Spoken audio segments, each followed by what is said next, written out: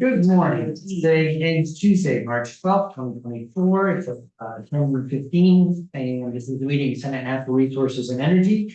We are taking up Bill S306, an act related to changes to the clean heat standard. And there's also in reference to that, there's a report produced by the PUC back on February 15th that people interested in the topic will want to consult. So good morning, Mr. McNamara. Congratulations. Last time we thought you were in the department. No, I'm sorry, at the agency. Now you're chair of the PUC. So good to see you in that position, and thanks for coming over. Thank you. Thanks for having me. So for the record, Ed McNamara, Chair of Public Utility Commission, and with me is Tom Nauer, Director of Policy for the Commission.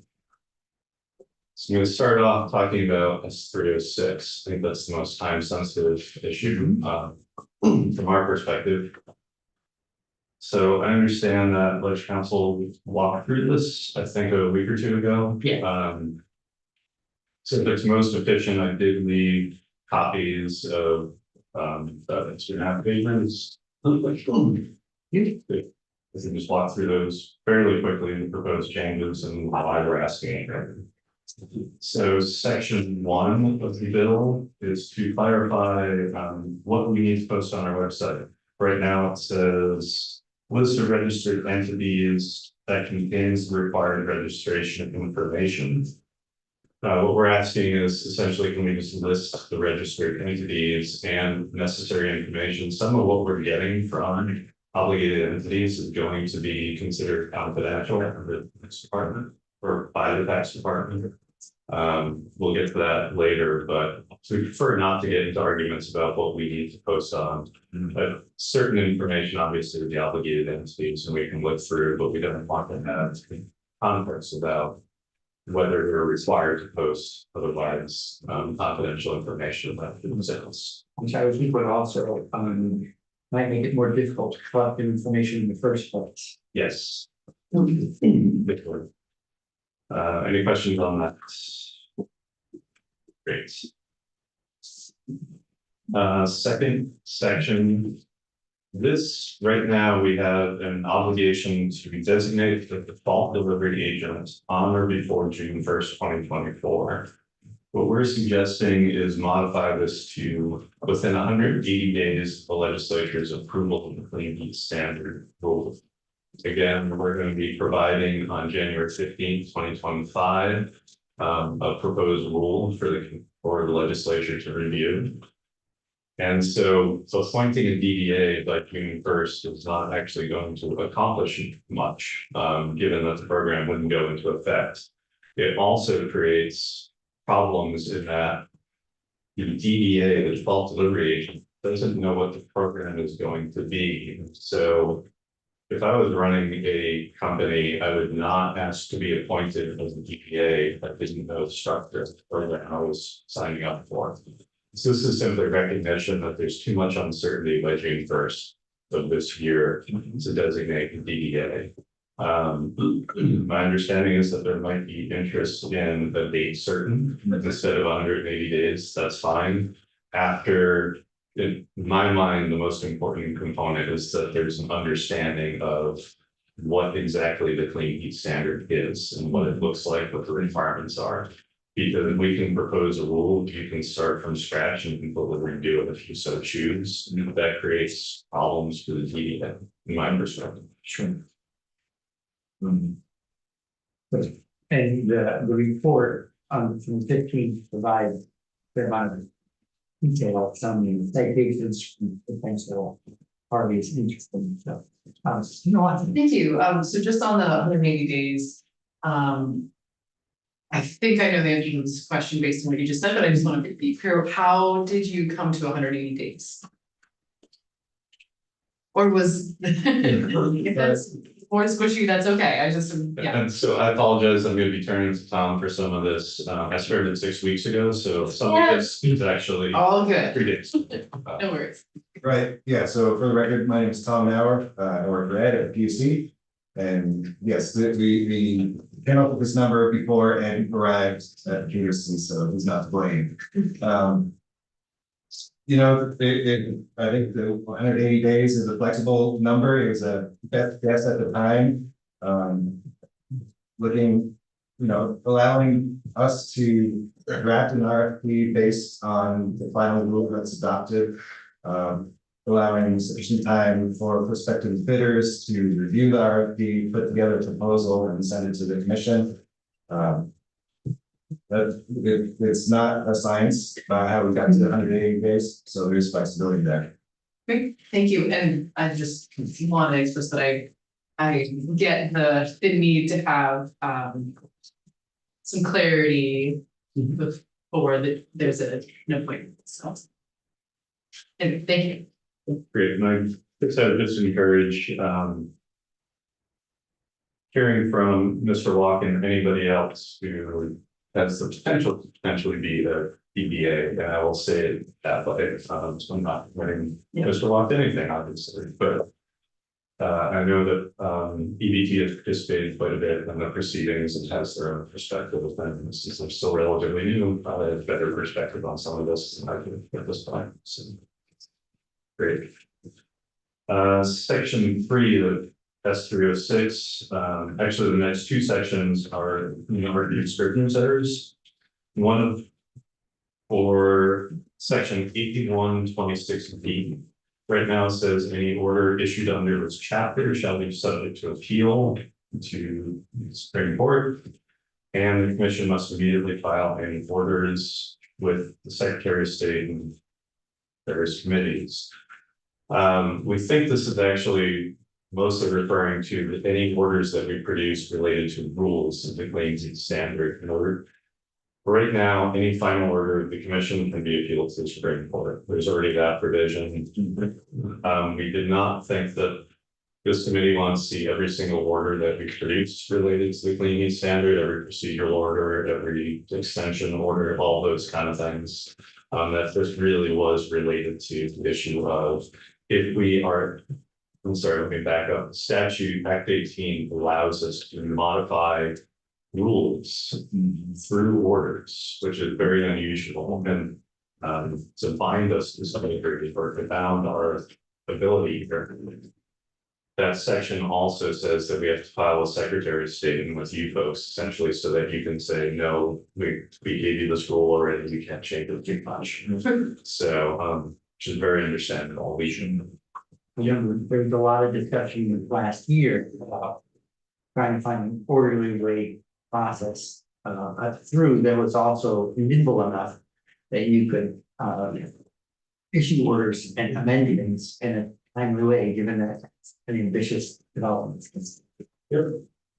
Yeah, so we don't think that we're doing any damage to the statute by modifying chapter through subsection C, which really is just about the rules. And then section 4, there's simply what I believe is simply a typo. Section 6 of Act 18 at one point references section 8124, 81.2. We believe that that one is sort of extraneous and left over, so just provided we can get rid of that.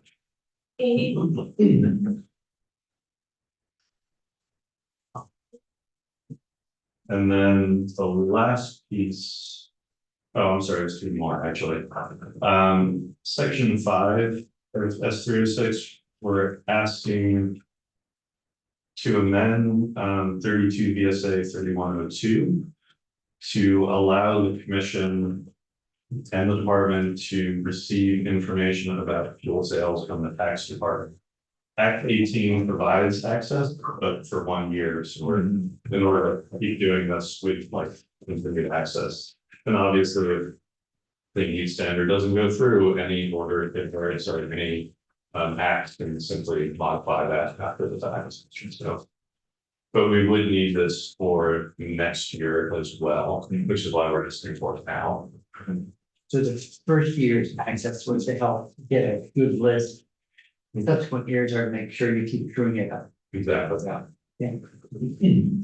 And then finally, section 6 of the bill There's the standard language that S 306 would take effect on July 1st. That's pretty standard in most bills. We're asking that would take effect upon passage. July 1st is obviously after the June 1st deadline for DDA. If you choose to move that, the law would be adjusted before then. I think that very headed on. Great. So I think that you're gonna try to use some time when, don't wait till July, okay? Great. So those are proposed edits, what's in S 306, and again, this is to help us move the rulemaking forward, move all the processes forward, so we can present something to you in January. Thank you. Any questions from Mr. McNamara? I wonder if we might, spend a little more time on and look at the February 15 report, because in addition to the change in the DDA, which is a pretty discrete change, the report also discusses the challenges with state implementation. There's tremendous amount of work done, you know, I want to express my appreciation when I read the report, how many different pieces have been formally spelled out, how many groups have been convened and are working. So see that you've taken on, you know, with gusto. Even so, it leaves some challenges. So I don't know if you, McInerney or Mr. Nowen, by virtue of his being in the trenches, you want to talk to us about the February 15 report? Because I think, you know, from our perch, we laid out an implementation plan. We always want to make sure that we do everything we can to maximize the opportunity for a best possible outcome in a timely way. So there's a balancing act, and I'd like to learn a little more if we could among your movements today. Great. I'll start off and Tom can chime in as well. So just a quick overview. Do appreciate that you provided staffing, funding for staffing. So we do have those folks on board. We've also issued RFPs and contracted with public engagement facilitator, technical consultant. We're also having, do we have CBI on board? CBS on board. Thank you. We have another facilitator on board for the equity advisory group, the technical advisory group. I also just want to note here that the last 2 to 3 years have been very interesting in terms of hiring and getting consultants. The vast amount of federal money flowing out there is amazing opportunities, and also presents challenges for implementation because we're competing with dozens and dozens of programs within New England alone, never mind. And I'm not detracting at all hired great staff who are going to be helping us with this, but we moved fast for state government, and very fast considering everything else that is going on out in especially in the energy industry at the moment. So just want to say my own kudos for Tom for his work and getting all this work, getting the baseline established. Well, I know that when I see it, we talk about it. It's one thing to list positions, it's another thing to be able to find the help you actually want. Congratulations on getting it done expeditiously. Thanks. I also want to call out as well, equity advisory group, technical advisory group, commission that was set up in statute and required finding volunteers to do this work. And there's a lot of folks out there willing to do the work, finding them, saying no to some people necessarily and all that. So I appreciate the work that everyone's putting in. It also means herding some cats as well, which is another challenge that you always have of you have some dedicated great folks in there and we have to try to organize everything. So there's more organizational work in here than I think the commission typically does. Not complaining, just sort of noting this, creating a brand new complex program from scratch has been interesting. And the last piece is there was quite a bit about how do you create a good, relatively efficient registration process for obligated entities that have very little touch points. state sort of utility regulation like this. And again, Tom and his folks did a fantastic job setting that up. So I want to touch on two other points. One, there's a whole list of things, information that was listed in Act 18 for what should be in the check back report. A lot of that was fairly technical in nature, and I'm just going to say we did not have enough information to provide information about impacts to customer rates, fuel bills, total spending, fossil fuel reductions, things like that. We're still setting up the program. We don't, given that we don't know exactly which direction some of the program is going, we don't have estimates at this point. So just want to be clear as to why we weren't as responsive to the boards in this Act 18. So Well, I think they were aspirational to some degree, like entirely dependent on how much work could be accomplished. So, yep. The last piece that I just want to touch on is as we're preparing the report and seeing also the comments as we're trying to schedule everything that's coming up and seeing, I think a lot of participants were pushing back on compounded deadlines for providing substantive comments on some of the issues. We got a fair amount of pushback about we don't have time for this for deliberative. So we're setting a schedule based on meeting January 15th. Some of the participants have expressed concern about their ability to engage and the ability to engage other folks outside of sort of the nerds in the rooms, affectionately called, that are truly digging into this. So we felt an obligation to ensure that you're aware of those concerns. We have similar concerns. I think that they were discussed pretty significantly last year in the passage of Act 18, which is why there is no request associated in this check back report. It's reporting on the concerns that people have raised. I would echo those concerns. And in my mind, you folks heard some of that last year and chose a deadline, making your own balance. Yeah, so I think there's some important nuance to that whole question. Imagine to me, it's like, again, we, everyone perceived with the best big effort last year interim, and for now we're actually engaged in the work itself, for you all are, not everyone's behalf. And as I was saying before, we want to be timely, but we also don't want a process that necessarily hamstrings the participants from doing their best work. And I think what I'm trying to understand better is what is that balance between sort of pushing on with maybe people might call it an aggressive schedule versus doing so in a way that doesn't allow for you to fully develop the program that you would feel confident delivering its work. Can you speak to that a little bit? How, you know, you're not making a recommendation. So one way to read that is the only request is a change of the VDA date.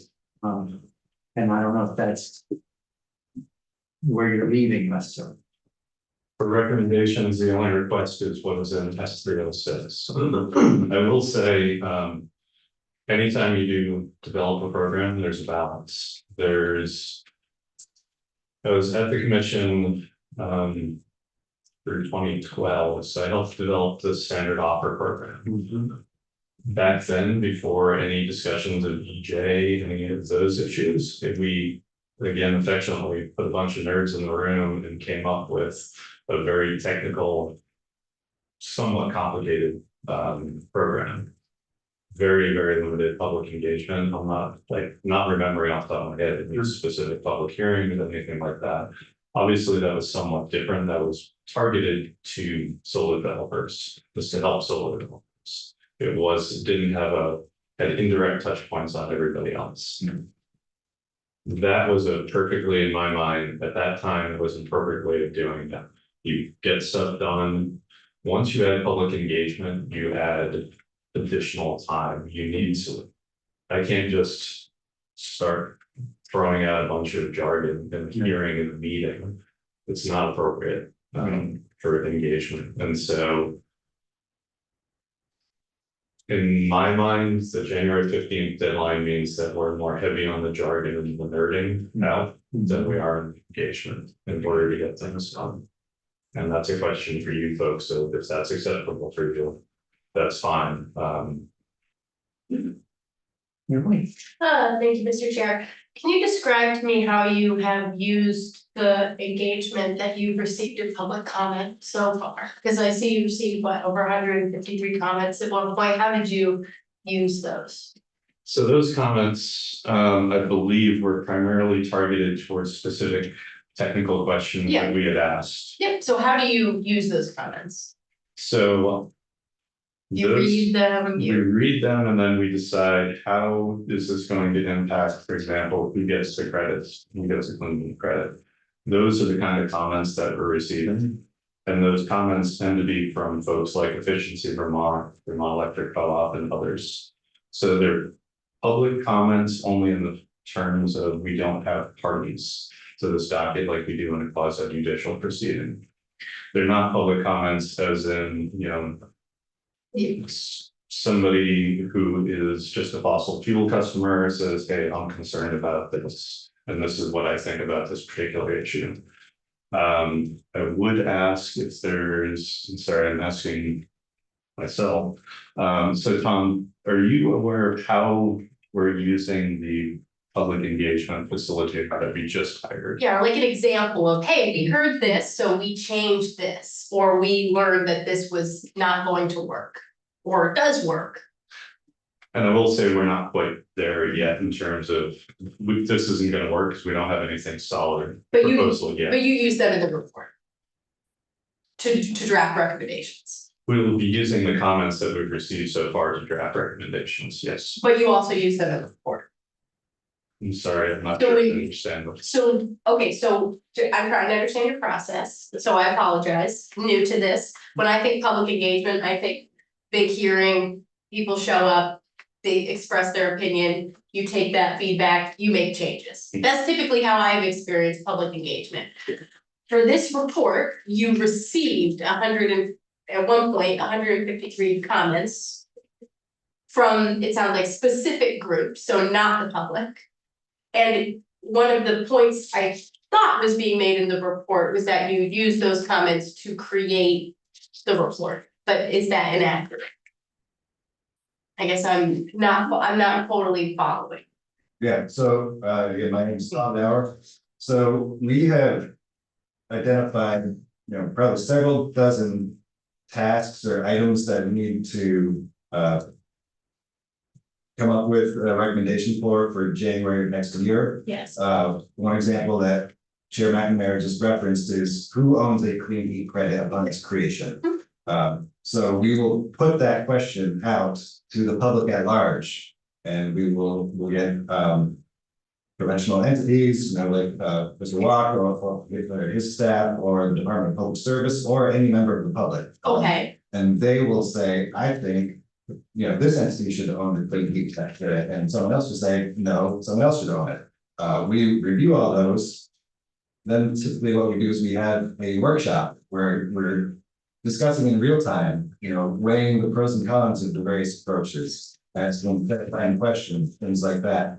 And then we'll ask for reply comments based on what you've seen in writing, based on the discussion we just had. Having changed your mind, has someone changed your mind, what do you think that the commission should ultimately recommend? We take all that information and we weigh it and we, try to come up with the best answer to the question we're trying to answer at that time. We've also solicited and received a lot of feedback on what process should we use to get from, May of last year to January of 2025. And crafting a rule and making all the decisions that the commission needs to make in those 18 months. And so you're probably in looking at the check back report, seeing some of those comments Okay. reflected. Okay, so those comments you haven't actually done anything with yet, they weren't what helped inform this report. Those comments helped us to decide what process are we going to follow to hit the end goal on January of 2025. Okay, and I apologize, I am truly trying to just understand, so if you'd like me to take this offline, I'm happy to. Let's go a little longer and then. we'll see. So just, And sorry, I'll just say that this is not our typical process at all. Yeah. So this is not, this completely understand. And my apologies, I wasn't understanding where you were coming from. yeah, so because I love this section, progress with public participation, I read it closely. So you had well-attended workshops so far, people commented. The process you're describing that I just heard that you would make changes on, that's what you heard those comments on. And if I'm understanding the process correctly, the changes that you heard as you articulate in the report that you are recommending to us is that the timeline is too fast. Is that where you got that note, or were there specific individuals who made that point? Or I guess I'm just trying to understand how you articulated both the creation of this report and how you will be using this, if you're going to use the same process you used for this report to then create the program, where that differs, because, yeah. So I'm just gonna chime in, Tom can correct or add if he wants. I mentioned before that some of the participants, stakeholders, public members of the public are saying you have what I think of as pancake or overlapping comment periods. So overlap on this, or sorry, comment on this issue, now comment on this issue, now comment on issue A, or reply comment. And in my mind, we can potentially group them better, group some of the issues better. We can potentially do a better job articulating, giving straw documents to shoot at and helping modify some of that to address. The end of the day, it's still my read of some of the commenters was even if we do that, there's very quick consideration of the issues in a very short time frame. And so I just also want to add, there's that process of how we're engaging with the stakeholders who are really digging in. And then there's how we actually engage with members of the public. Okay, so that, now, okay, then I misunderstood that section of the report. Well, and I think in that section of the report, we're sort of lumping everyone together because anybody who wants can comment on this, but most people do not have time to try to figure out what is a clean heat credit and how should it be assigned. Most people are trying to just get through the day. Fully recognize that. And so we're saying public participation because this really is open to anybody who wants to comment. Also recognize we're going to need to do additional public engagement beyond the nerds in the room who really have thought about this and who have stated the outcome as well. Some more direct state, I should say. I think I'm getting a clearer picture, but I'm not 100% there, but I'm gonna hold my questions because I don't wanna have us get to the weeds, but I guess my final thought, and I appreciate that this is new to you. It feels a bit like the legislative process in a way, because you are kind of redrafting and all of that. And I just wanna caution you that there will be voices, just like we as elected officials here, that are louder and more robust. And they may have interests that are financial rather than maybe the larger picture of what the situation we're in with climate change is. And I would just caution you that as you continue public engagement, that you don't weigh that consideration very carefully, because you're going to hear from the public, and I think the average Vermonter is in favor of us responding to the fossil fuel crisis we're in now. And I would hope that one comment from one organization doesn't outweigh 10 comments from an individual who might have a less direct impact from throughout the process, but is still going to feel the ramifications of climate change and our reliance on fossil fuel, if that makes sense. So that's kind of what I'm trying to understand, and it sounds like I don't fully understand the process, and I will talk to you at another point about it. It sounds like a little bit like retail and wholesale. It's like the wholesale behind the storefront conversations so far, but it's gonna have a retail citizen level. And so my read on this is that you're now, particularly since you just hired like an outreach coordinator, I think that's not the right title. That you're gonna be engaging a broader audience as you move forward. That's exactly right. That's the point that I wanted to make to try to provide a fuller picture is ACT team directed the commission to hire a public engagement facilitator. We've hired that that group. I think the contract is about a month old now, and so they've been doing a lot of kind of background reading to get up to speed on the entire clean heat and what we've done so far. And going forward, we're going to start having that facilitator engage us and engage members of the public. So that's kind of, the complement to all the technical work that we've been doing so far. Okay, that helps. Can you just say a little bit about what kind of questions that facilitator will bring to the public? I know maybe it's premature. I would say that's premature. Yes. So it won't be the technical questions that you've been asking around like the clean heat standard credits. That's right. Yeah, or to the extent that they're going to be framed in such a way that it really is a much more open engagement, that people can be able to participate meaningfully. Great. Anything else? No, I think with that is a great home. Great. Thank And you. other three questions from Mr. McMahon? Okay, great. Mr. Natalie, I know you're instead of contributing from the sidelines. I don't know if you want to join us at the table to say anything more or, I don't have anything further. okay? All right. Then with that, we'll go to Mr. Forrester. Yeah. Good morning. Good morning. Director TK4 from the Public Service. First time in the committee this year. Yeah. Feeling good to be back. I think we'll be seeing a lot of you later this session on the RES. I suspect that would be the case.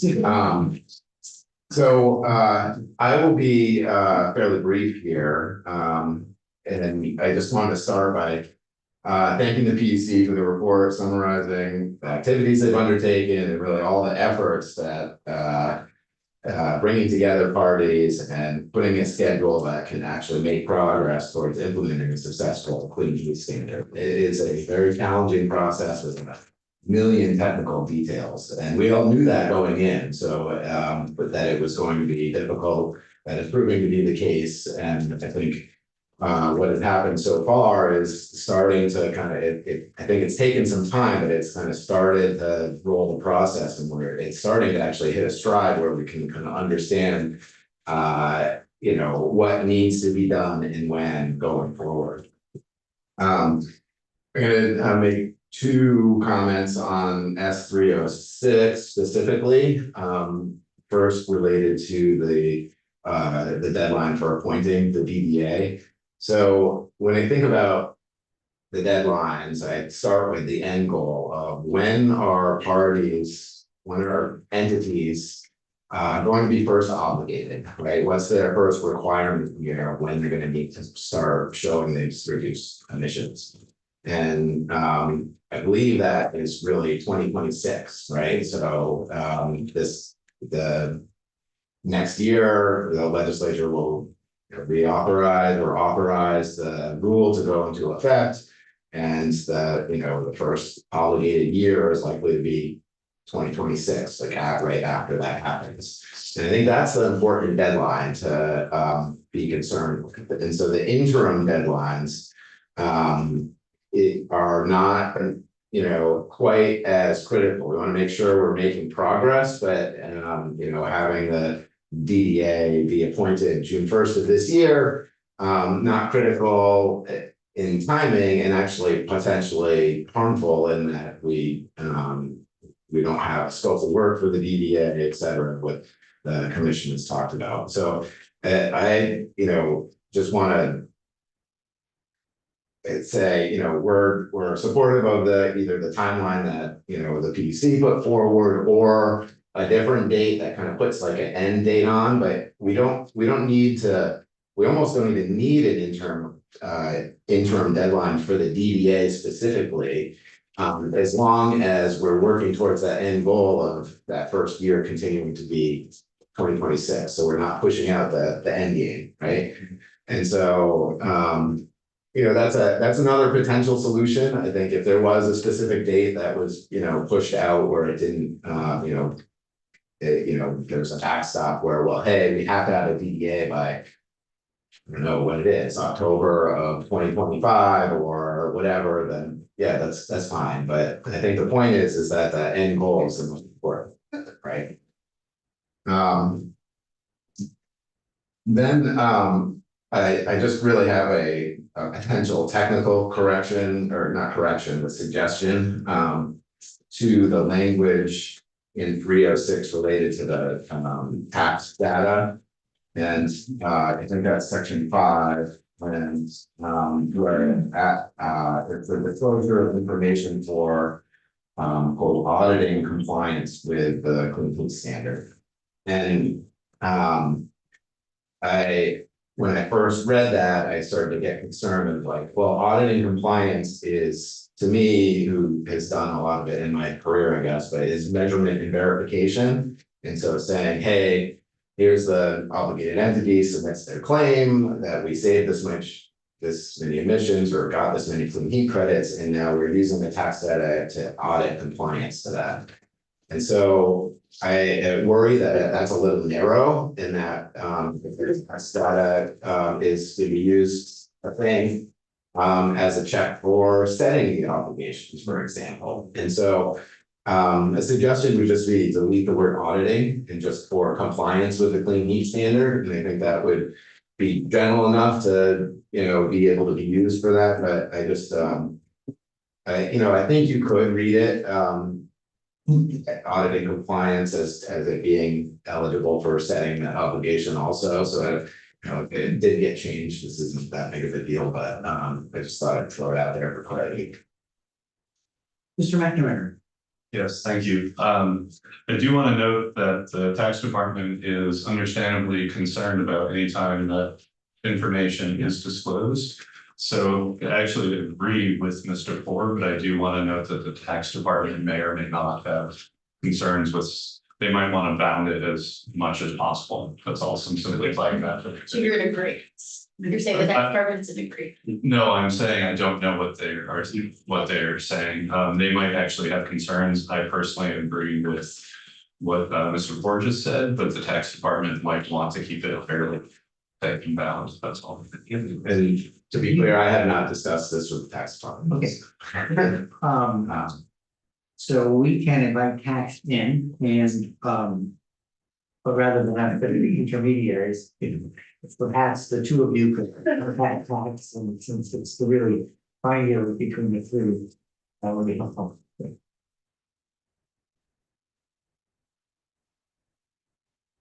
Okay, so just generally, I guess I want to echo that that it's a challenging process with a lot of those overlapping deadlines.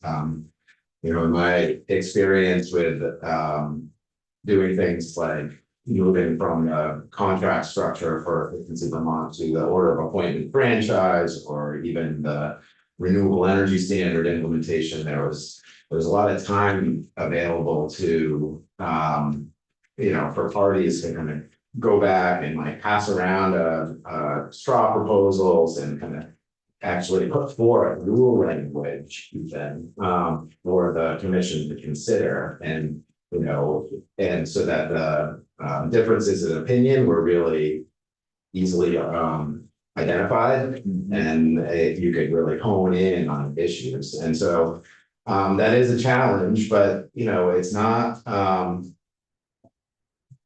the deadlines are the deadlines, and we need to, you know, you guys, as Mr. McNamara said, you set those last year and they are what they are, and so.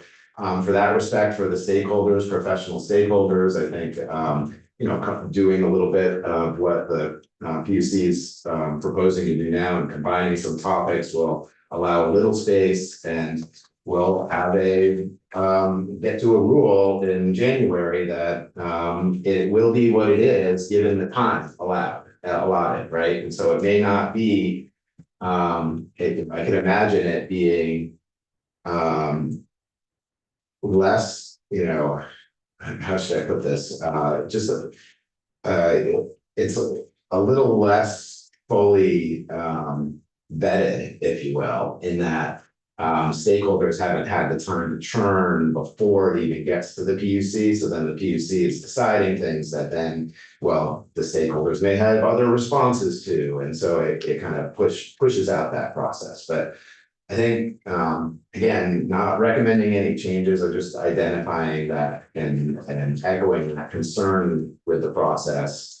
But we will continue to push forward and do what we were asked to do. The last thing was really engagement. That I just wanted to mention, and I'm really excited to see how the commission does outreach with its facilitator going forward. That's going to help with the PUC, because that general public engagement is not what has really happened yet, in my mind. It's really, you know, the PUC does put things out for public comment, but it's only and there are general members of the public that are coming in and speaking, but it's only those that have the time and inclination to do so, and technical capacity in a lot of instances to do so. And it's less that kind of general outreach that may be done to get out into communities, to get out and to hear from people that we make advice here. So I'm hopeful that that'll be able to happen. You know, 9 months or less is a short time frame to do that kind of engagement. So I think but that's the balance with wanting to move forward at pace. So We just conducted a public, you know, a whole public outreach campaign on what's next. The energy key for public engagement. How long did that process run? it was about 18 months from the start to finish, and that felt fast with everything we did. So that started with, and I'll talk about this in the context of the renewable energy standard, I'm sure, but it started with informational webinars just to kind of get the information out there. Even before that, it started with how should we do public process, and then started with informational webinars. We had a dozen focus groups, or 11 focus groups. We had dozens of meetings hosted by the regional planning commissions, and we did statewide polling, and then we did, had a technical working groups, which I think the technical working groups in this analogy are set up, right? Technical advisory group. So that scope of activities, it took 18 months to have kind of a proposal that which then needs its own process to like does the proposal reflect what we heard in the public engagements? And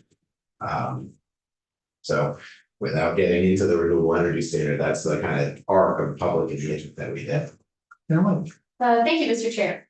This might be the time to ask this question. How did you use those public comments in that process? Yeah, we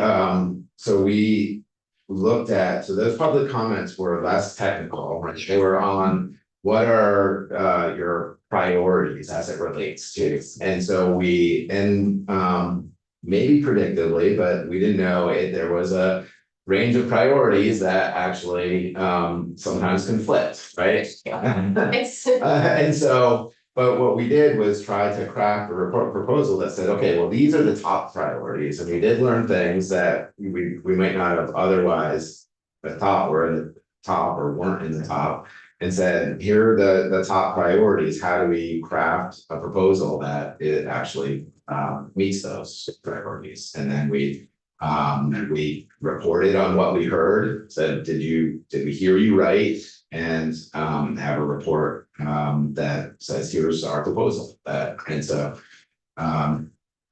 so that's kind of that's the art. Yeah, so did you weigh, I think the point I'm trying to get at generally with the process that you're doing as two organizations that don't really necessarily do this very often, as a legislative body, this is our whole thing, is taking feedback from people, filtering it through what we understand as representatives to be the values that people have, and then crafting, oftentimes, not everyone wins policy, because that's just how legislative work can happen, and we do it in about 4 months on huge issues. So I understand the stress and the concern that was highlighted in the report. It sounds like you were able to accomplish it in the 18-month period with that other, with what you were just describing.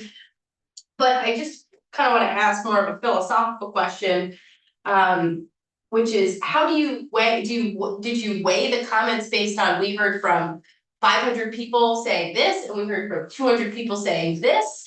Or how did you, or we heard from a group of folks using an equity and environmental justice framework, that we actually want to weigh that comment heavier because we know that this group of people is more affected or is least likely to be having access to to have access to the process?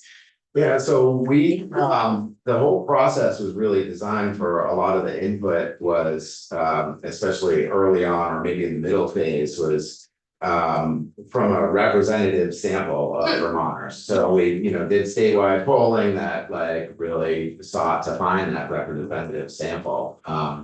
And, reporting on all the demographic data, and we did actually, for the statewide polling data, an oversample of based on race. And so that we could ensure that we were getting understanding if there were differences between the feedback. And then the focus groups that we did were pulled from that representative sample. So it was intended to also be, the focus groups were also intended to be representative of Vermont writ large. And so those focus groups, it was useful to kind of see, here's what you said, with the survey without a whole lot of education, and then kind of having some discussion, and then does your understanding or opinion change in that dynamic? And so we took that, and then we also took comments after the fact on, if you wanted to comment, they could put it in, but with this public engagement process, we really tried to put weight on that representative sample. Okay, that is really helpful information. Any other questions for Mr. Ford? With that, let's invite Mr. Walsh to talk about the report. Good morning. Good morning. That's just need to. This must be exciting for you all. This is my first day in committee as well. This year. It's actually only my second time in the building this year, which is even more astonishing. No wonder you look so helpful. I know, that might be a week in Costa Rica as well, but for the record, Peter Walk, Managing Director of Revisions Vermont. I want to be clear to the committee on the different roles that I'm going to represent here today, and this is important with my regulators in the room to hear this.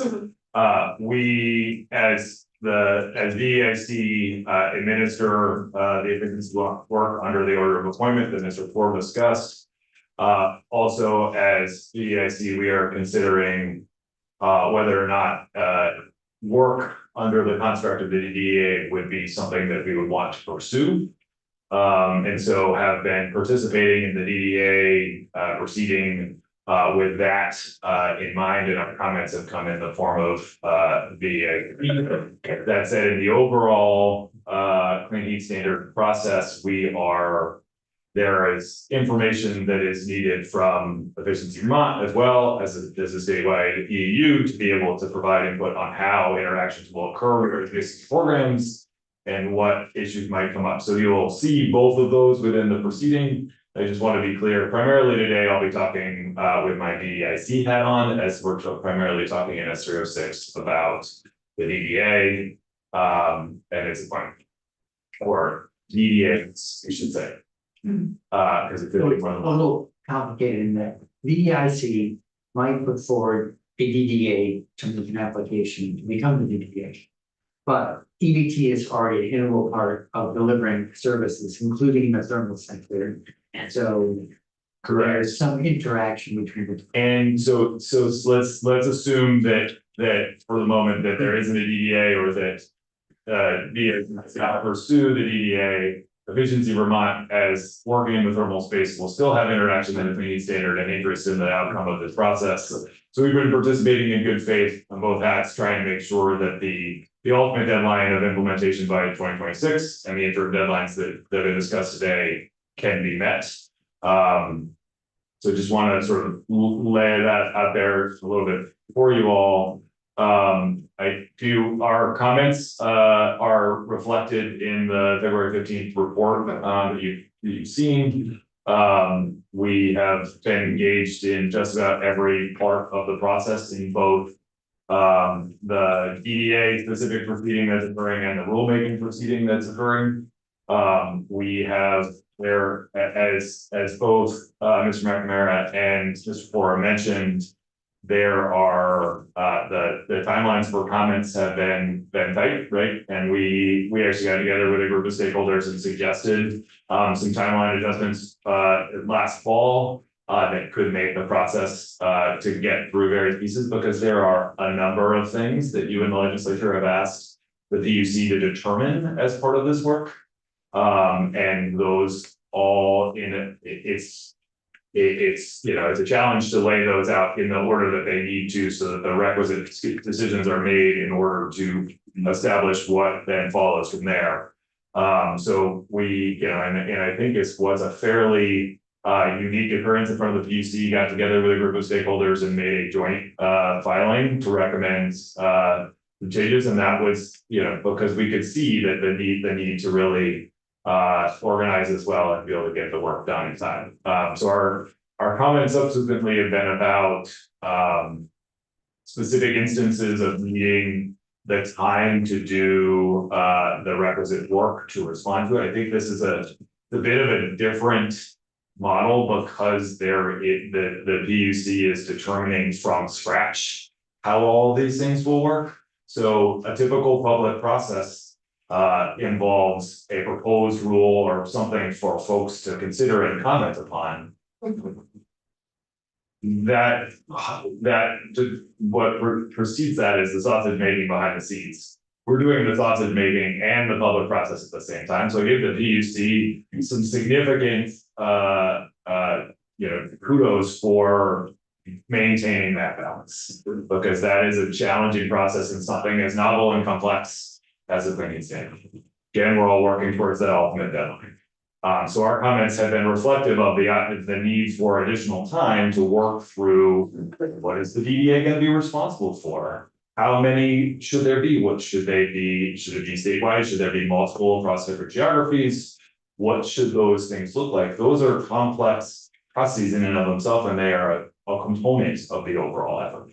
So the details really matter, because in the end of the day, you're not directing a state agency to be a DDA, you are asking private entities to come in and to bid essentially on the DDA. And to make it more complex in our interrelationship, should we pursue the DDA, our order of appointment could be amended to involve DDA services as well. So there's lots of complexity involved.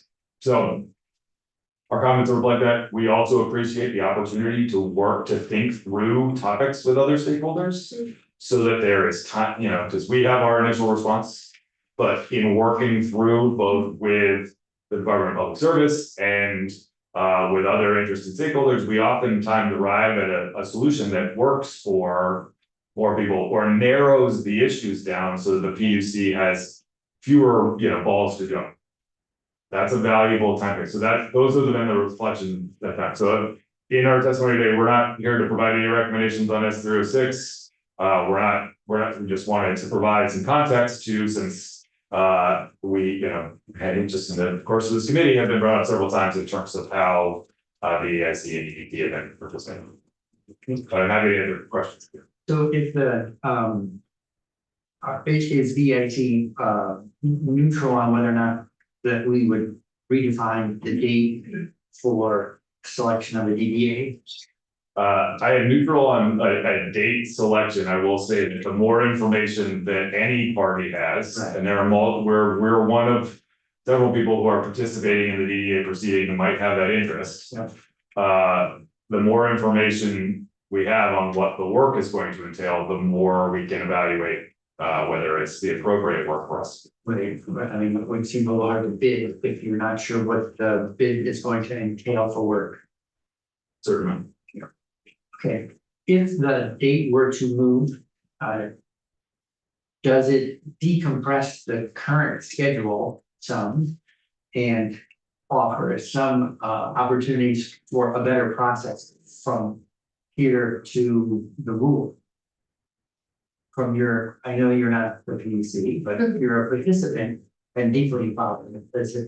Does that provide, any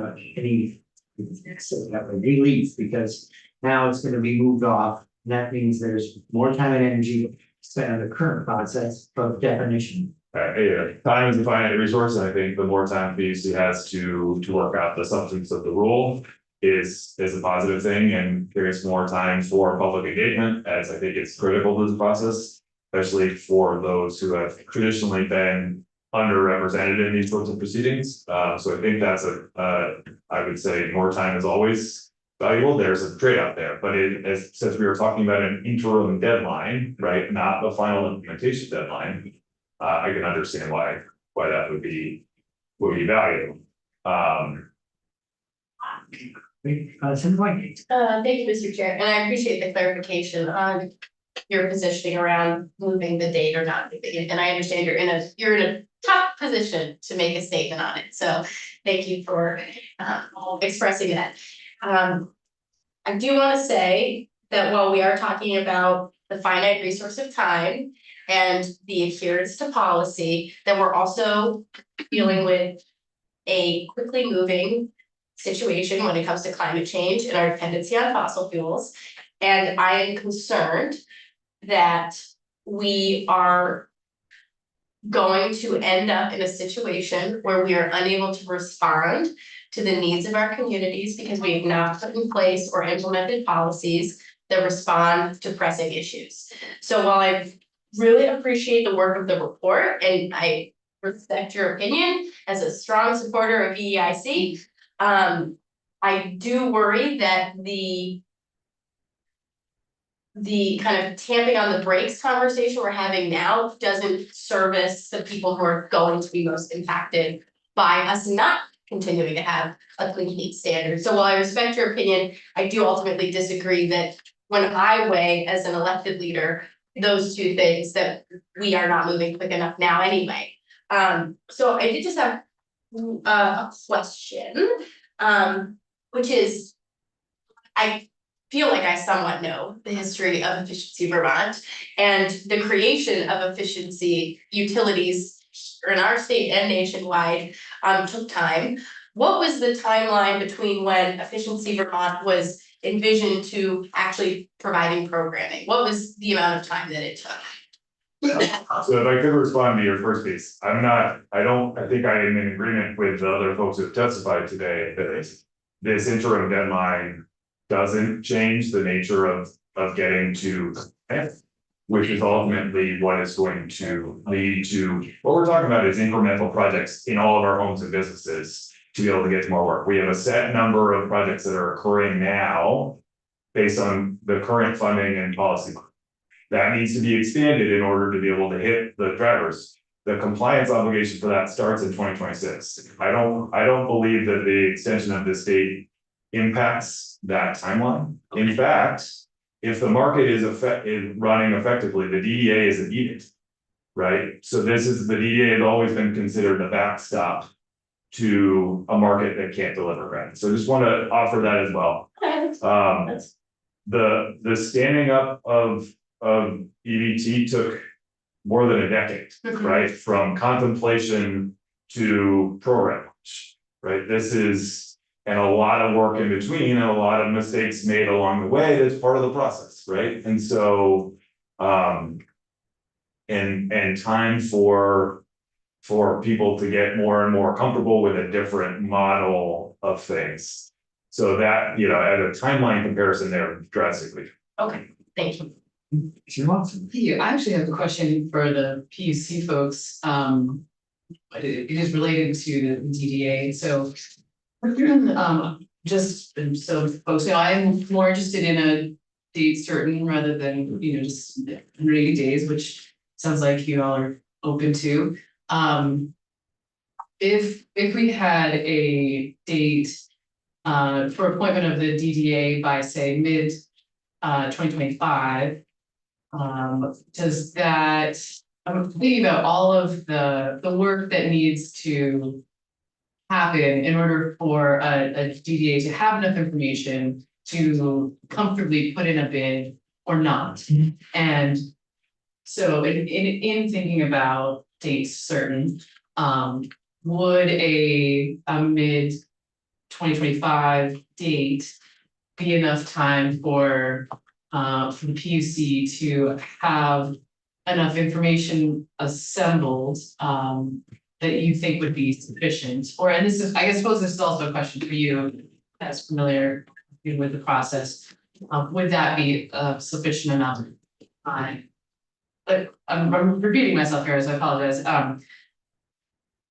For a DDA to decide, you know, by mid July, does that seem reasonable?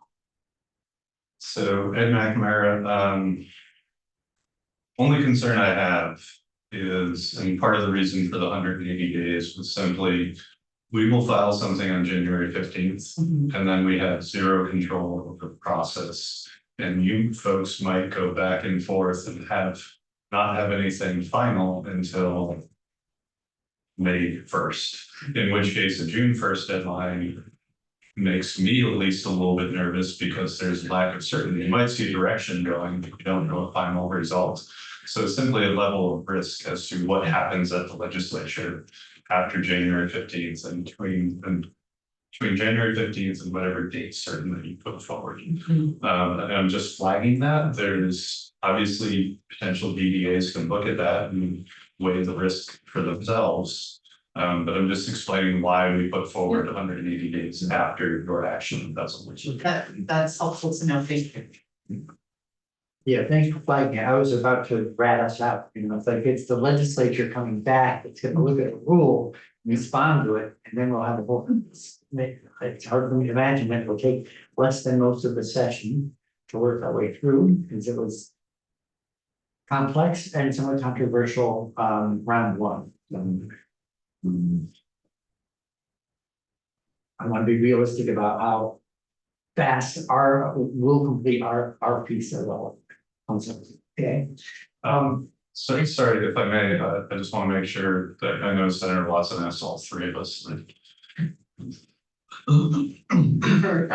Sure. Yeah. Or do you want to say it? Yeah, TJ Bohr, I'm not sure what the right date is. I agree with that risk. And as I testified earlier, that there may, the interim date is the less important one. It's really ensuring that it goes in 2026. And so, to the extent that we set an interim date that drives some, decisions that need to be revised, then it becomes inefficient and it could lead to more inefficient outcomes. I don't know what the right day is sitting here, but we want to, I think what's currently been discussed is that fuel dealers or obligated entities need to declare whether they're going to use the DDA or not. And then So do you have a DDA first before they do that, or is that then define the scale of the scope that a DDA needs to respond to and kind of to be appointed? And then, so there's like a little bit of a chicken and an egg conundrum there, right? But if you obligated entities aren't going to be able to declare that until they see what the legislature does, and then there needs to be time after that. And so it is so I don't have a good answer for you, but more context. Yeah, thank you. Yeah.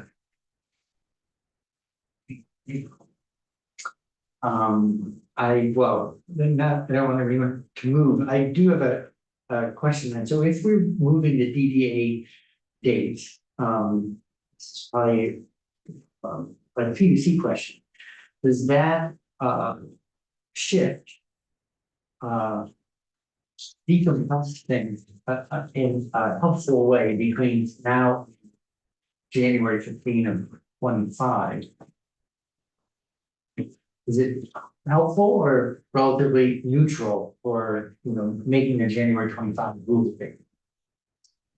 You're the any, that, Since you're the one doing work, Mr. Now, I think it's probably most appropriate for you to answer. sure, so I think, we've got the 3 full-time staff and then several more tenured staff working on this, and so, there's 24 hours a day that we can be working on this, and so to the extent that we can spread out that work, that's helpful. It doesn't answer the question that I think Mr. Watt talked about with stakeholders who want to mull things over and coordinate and bounce ideas off each other. And I don't know that moving a DDA deadline provides more time for them to do that work. I defer to them to answer that question.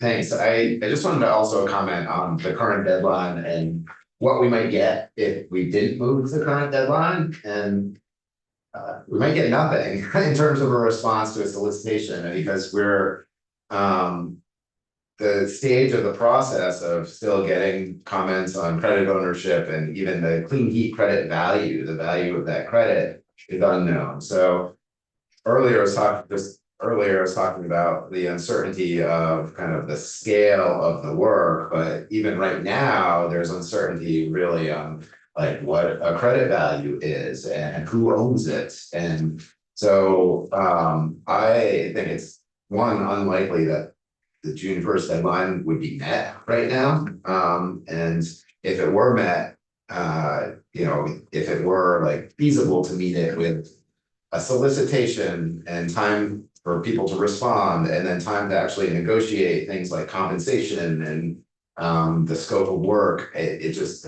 June 1st doesn't seem realistic at all. And so I guess I want to throw that out there. What happens now is that I actually don't think there will be a DDA appointed on June 1st.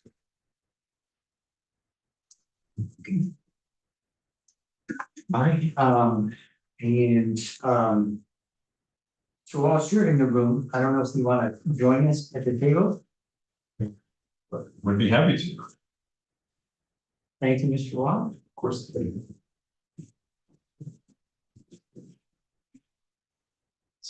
For the record, Ben and Julie Walsh with Meadford. Since this testimony is a little bit more on the fly, will probably be more brief than the other folks who've heard from this morning. I wanted to testify just briefly on 2 things having been asked. One, a letter to the Conservation Law Foundation, Vermont Natural Resources Council, and Vermont Public Interest Research Group submitted to the Public Utilities Commission last week. You have that as a committee. I sent it to Jude. So this letter might be a little bit longer than the bill that you have in front of you, so I'm not going to get into a ton of detail.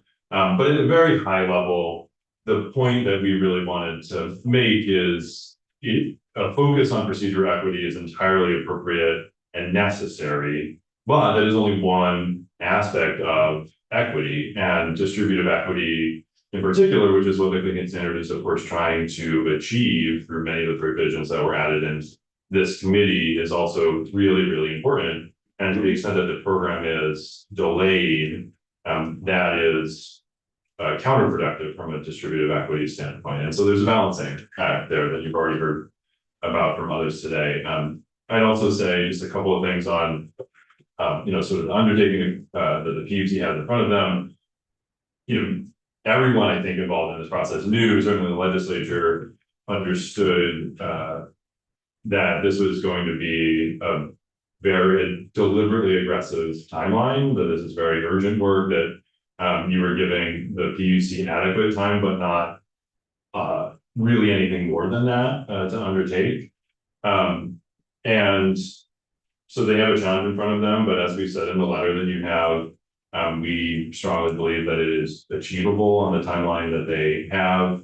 I'll also say, while this particular program obviously is new to Vermont and is complex, performance standards generally are not new to Vermont, are not remotely close to new to, sort of energy policy generally. And there are a number of other states that are undergoing proceedings of various kinds on thinking standards, around the country. So this is, I think, just sort of important context. Speaking to the bill specifically, really wanted to just say a few things on the 180 days. You've heard from others that a date certain could be workable. Obviously, not everyone's in love with that idea either. But I just wanted to say, having this program stood up, having a thinking standard without a default delivery agent in place, I think something that the statute doesn't really contemplate. It is an opt-out. The default delivery agent is in fact the default in the law, in that obligated parties are, but essentially, if they don't do anything, will be going with the default delivery agent. There's a very clear and intended to be, simple process to off-ramp as an obligated party to say, actually, we want to do our own work.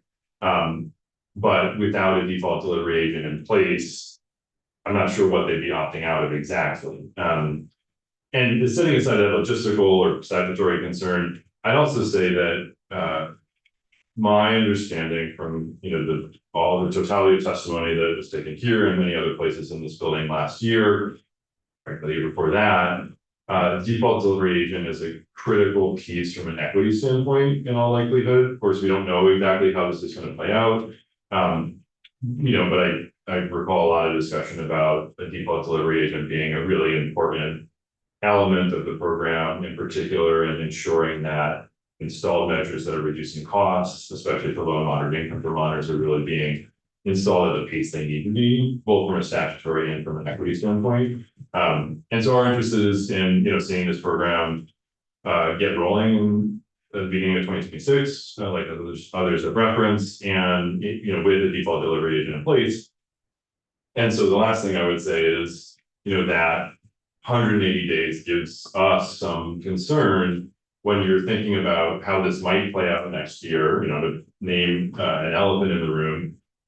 I think the safe assumption would be an authorization of the thinking standard by the legislature next year would be vetoed. If that were to happen, you'd be talking about likely a June override session. And so 180 days after late June is the end of it's like December 12th or something like that.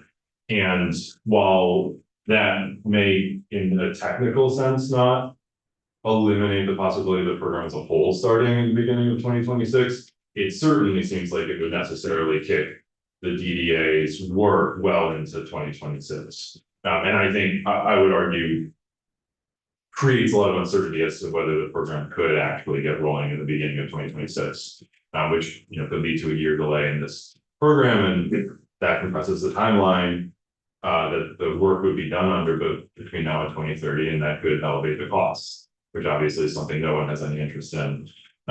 So in terms of our recommendation, and this is not advocating for or against 306 as a bill, but if you were to move the deadline for appointment, and I think I understand the rationale, you don't have the rules, you don't even have the potential study, which is due September 1st, by June 1st. So the logic certainly makes sense. But in my mind, very much want to be a date certain. And I think right in the middle of 2025 would be about the latest that we would want to see it push, though we certainly get the logic of post approval, so something like July 1st, as a balance between giving that additional time to any and all potential DDAs, for their consideration of the program as it's actually, recommended by the PC and rule, and making sure that there is in fact a DDA up and running by the beginning of the process.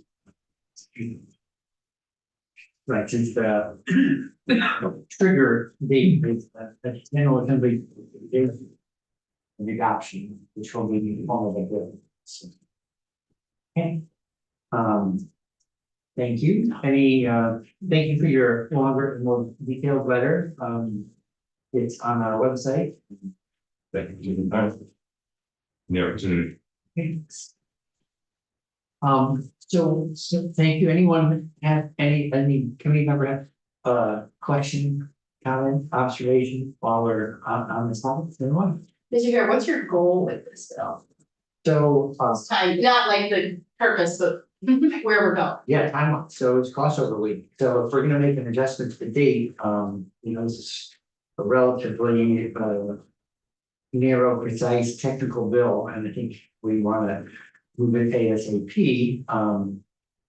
But I didn't want to ask people to like act today, means get started and come back. Also, I have asked the PUC department to come back tomorrow. We can have some follow-up questions if necessary, but there's also 305, there's a housekeeping bill. And then there's also 265 at 255, which has some questions around equity. And then there is also Senator Perswick had a proposed amendment to the offer to the housekeeping thing related to metering credits. So at any rate, I'd like to, and then there's the energy efficiency modernization with, I think we want to spend some time looking at now. We passed that last session. How it has been implemented since passage has raised questions for, I think, for the General Assembly, and on behalf of the committee, I wrote to the PUC this, I think in the summer, about the way it was being interpreted and rolled out. So I'll make sure that everyone gets a copy of that letter again to refresh their memory, because I'd also like to see us learn more about that and make adjustments if we think they're married. But for work this week, we'll stick to our knitting really, and 306 would be the goal of moving 306. The committee believes that we should be moving it, and any of the other adjustments. Oh. Yeah, another question? Yeah. Okay, thank you, Mr. Chair. So I have hesitations about moving the date, and I don't feel comfortable with the way 306 is written now. However, I am very comfortable with 305. And I obviously have not reviewed some of the other things that you described, but is your hope that we move those as individual bills, or are you hoping to kind of blend them into one? And could I, or maybe that's a conversation for another time, but I'm just trying to understand like my workload as we move through this week and what I need to be reviewing. And if it's a kind of all together bill, I think that would be helpful for me, but I also respect whatever you'd like to do. I think depending on what testimony we get and committee discussion, whether we say, oh, there's enough agreement on a number of these things, let's fold them all into one. Then, but I don't have a preconceived notion about whether there's two bills traveling or one. Thank you. Oh my gosh, I almost never disagree with Senator White. Hey! Weird. I'm excited. But I think the risk of us getting to June of this year and there be no bids for a DDA would be very bad. And So I would. I'm interested in making this. I mean, that obviously that's the most controversial bit, Yeah, all of the rest of it is same. but. So in terms of delaying that internal deadline, I'm fine with that. I am less comfortable with just, I'm understanding the logic of the 180 days after we pass something. I would prefer a date certain. I wonder if there's sort of a compromise in there that would be satisfactory to folks, that it's not December, you know, with a potential veto session, but if we can look at. I would, yeah, I'm sorry, what's my records, I'll defer it. Mr. Metzinger. So the risk of Mr. Nauer hitting me later. I understand what Mr. Walsh is saying about July 1st. July 1st is still not ideal from our perspective. But honestly, I think it's extremely important that this moves forward. I think if June 1st stays in the bill, it's not gonna work. Bluntly, it's like, we're not gonna have anything. So July 1st of 2025, still not ideal from our perspective, but if it helps move things along, at least from the PUC's perspective. Great, thank you. Senator Pond. I'm educable. My mind can be changed. Okay, so I really. It may well be that what we have on the table now is not gonna work well, and we need to extend the time. But my instincts are, by analogy, I was my grandfather's executor. And angry heirs were writing me letters, why is this taking so long? And my answer was, because that's how long it takes. And so it may be that this is entirely understandable, and we do need to push some scheduling out. That said, Senator McDonald is not here to point out that there were 1,375 days between Pearl Harbor and Beach Haven. And why is this taking so long? So if I can just respond, we're not asking for any change in the implementation date of the clean heat standard. We're asking for an interim deadline change to actually help us ensure that we have a process that works. In my mind, the June 1st, 2024 date, PUC should have testified that's unrealistic. We should have done that last year. I wasn't here last year, but it's not realistic. It's not gonna work. And I can tell you right now, Mr. Ford hinted at that. If we issue, even if we're able to slap together an RFP, we're gonna say, does anybody want to be at this, a DDA of something that we don't know what it actually, we have no idea what you're gonna do, but please submit bids. And so we're trying to develop something that will actually work for the clean heat standard. And that is why we're asking. And it sounds like Mr. Walsh is saying he understands the underlying rationale for pushing out this interim deadline. So we're asking for this one piece, not a change to the overall. So you're saying that A, which precedes B, which precedes C, that delaying A does not delay B and C? That's correct. That's the key point, yeah. Yeah, I can be convinced, I'm not convinced. Sure. Well, Mr. Lockett, yeah, so, and then I have a question for you, because that date, well, go ahead first. Sure, Peter Walk, I also want to add that what wasn't really contemplated in the bill, what hasn't really been discussed is if a DDA is appointed either through contract or through order of appointment change, whatever the process is, there will be work that is being done and presumably billed to something. That if you build, right, because the work needs to be paid for by some process.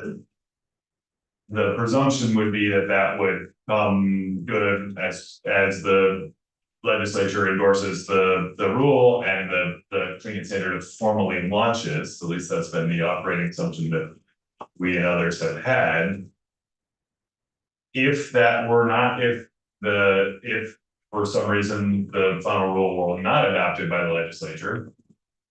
What happens, right? And so that is obviously it's a self-interested discussion point, but it is something that would also lend itself to a contract date that follows after the ratification.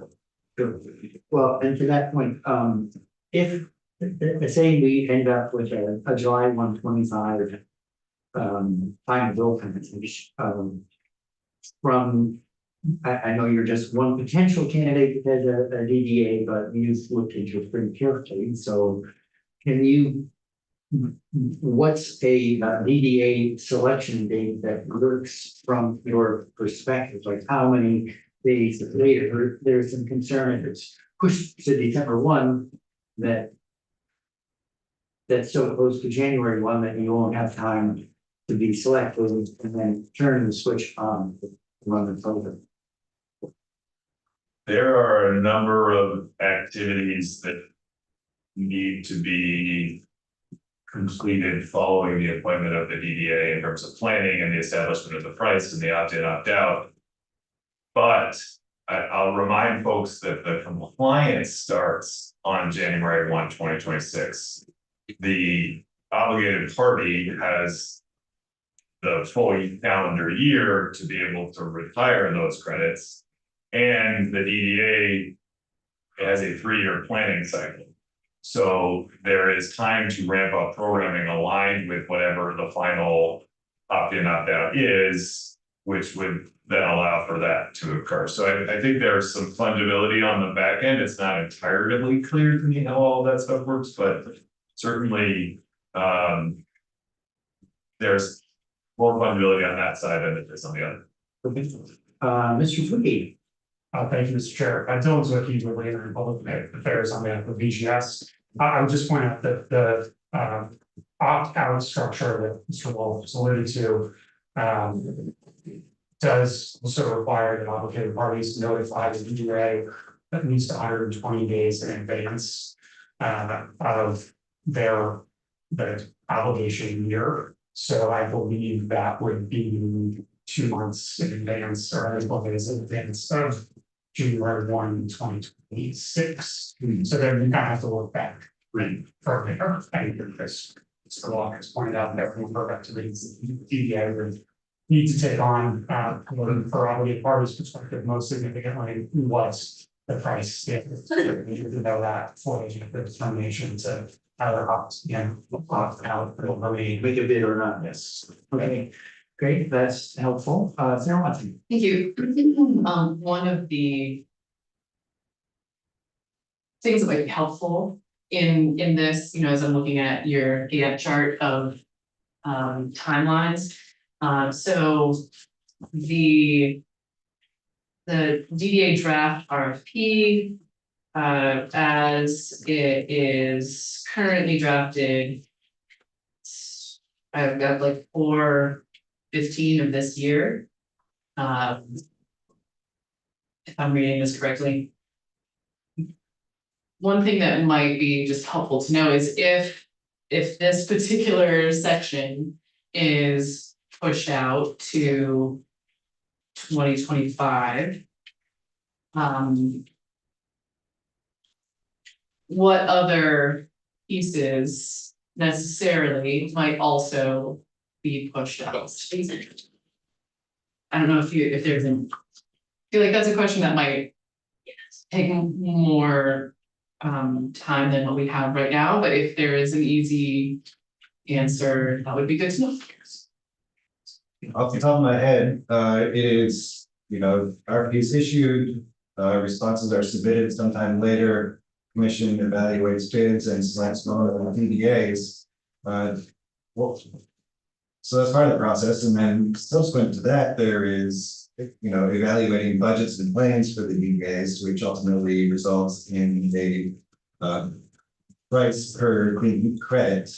And then we've got the 120-day delay after that, where obligated parties will need to announce their election, opting in or out.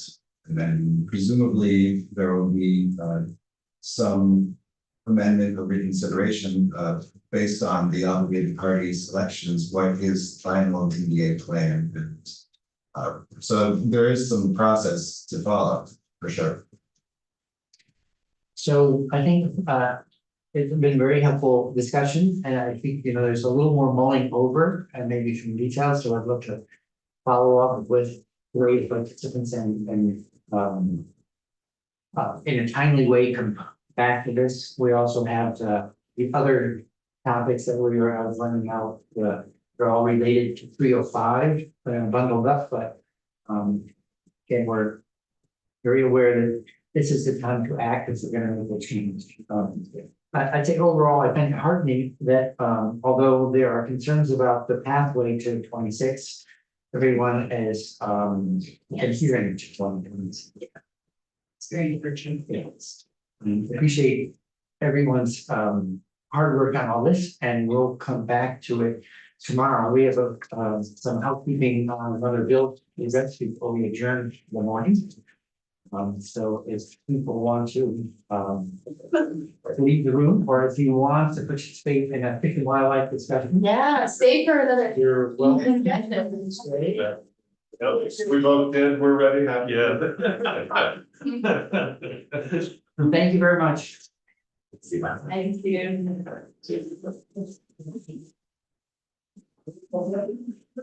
That.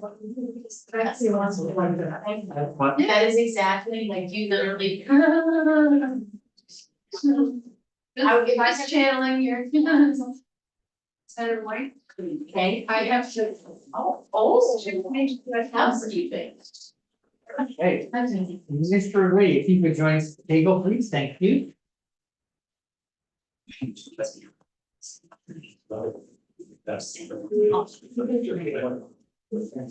draft. So, But you, the last person to remember. thanks for coming, I think we're ready. So we went through draft 3, made edits, and then it has been cleaned up in terms of the vote of the copy. There's no the highlighting to leave, et cetera. And I just wanted to have the council ready in case Senator McDonald had an issue at home, so he's not here at the moment. But he will be in today. Okay. All right, so we all participated. We started on this on January 18th, today's 12th. So there have been a lot of discussions from then till now. And we all went, part of the reason to delay a vote on the bill over town meeting week 3 was so that everyone would have the chance to not only mull it over, but have a chance to town meeting to have more conversations with people back home. And so with that, I just want to check in with the committee and see if anyone has returned to Montpelier with a desire to make further changes to the bill, or our last round of edits is satisfactory. Okay, okay. Then I would look for a motion to amend the bill. Mr. Chair, knowing that Senator McDonald is not present, but I know he would want to vote on this bill, are we planning to hold open the vote for him to be able to vote on it? Or will we be passing or voting against the bill for town? So let's do a roll call and hold the vote open, so if you in today that we vote. If not, then the vote will close and. Okay, so as clerk, I will find him to get the correct vote tally and have it by the end of the day. So I will hold on to it and not deliver it to the clerk after this. Sure. Just to be, I'll hold on to it. okay. Okay. Thanks. So is there a motion to amend 58? Okay, McCormick. Any further committee discussion? Thank you, none. Clerk will call the vote. McDonald, McCormick, Yes. Watson, Yes. White, yes. Bright, Chair. Okay, so the moment 4-0, we'll hold it for Senator McDonald, if he's in, otherwise we'll have 4-1. And I'll report the bill. Okay. It does, they don't have, We just voted to amend it. yeah, sorry, one more move for. I know that we passed the bill as amended. So so I understand, since we are amending it and McDonald is not here. Then yes, Okay, so the, so it would be a, let's record it as 4-1 for the amendment, because that's a complete action. okay, And then we can leave the amended bill open for final. Right, so to report favorably the bill as so amended, any further discussion? Right, for the whole, McDonald. McCormick, Yes. Watson, Yes. White, yes. Chair Bright. yes.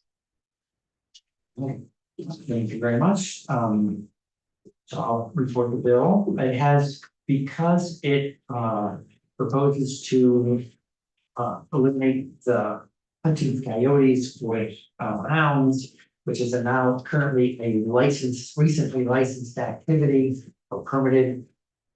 It will affect revenues of the state, so it will be deferred to finance, so I've asking Chair Cummings if he wants to take the bill or just refer it on, so either it'll do a touch of bill in finance or possibly just be passed by and stay on the. And it won't need to go to appropriations because there's no. May change the composition of the board and add a new member, whether or not they're gonna determine that requires further appropriations by Okay, thank you. Right, with that, at a town meeting, how much expensive does the board get? It's 15 volunteers instead of 14, I hope is that it's none, but could be something to get discussed. Right, thank you so much, committee, thank you, Mr. O'Grady, for your expert help over and over again, there was a lot of work from beginning to end on the bill. Thank you, everyone, to everyone in the room who's participated. Thanks to the many people that have sent in written proposals to the committee.